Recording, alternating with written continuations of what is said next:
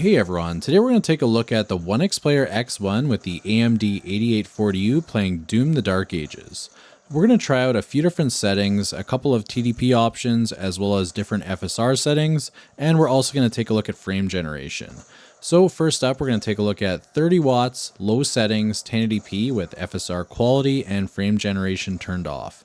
Unfortunately, we're not able to hit 30 FPS at these settings, so I wouldn't recommend them. I would recommend trying out one of the other settings that we're going to take a look at.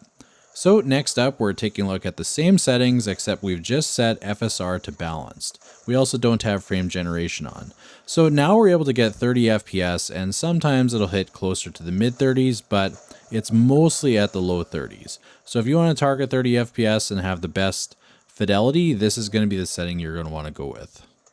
If you're willing to drop the resolution down to 1280 by 800, we're going to be able to take advantage of the full screen, but we're also going to get smoother performance.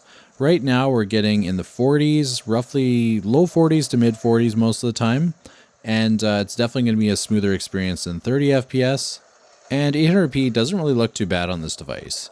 Now if you want to get the maximum frame rate, you can keep it at 800p and set frame generation to on with the same settings, and now we're getting in the high 70s, which is a very smooth experience.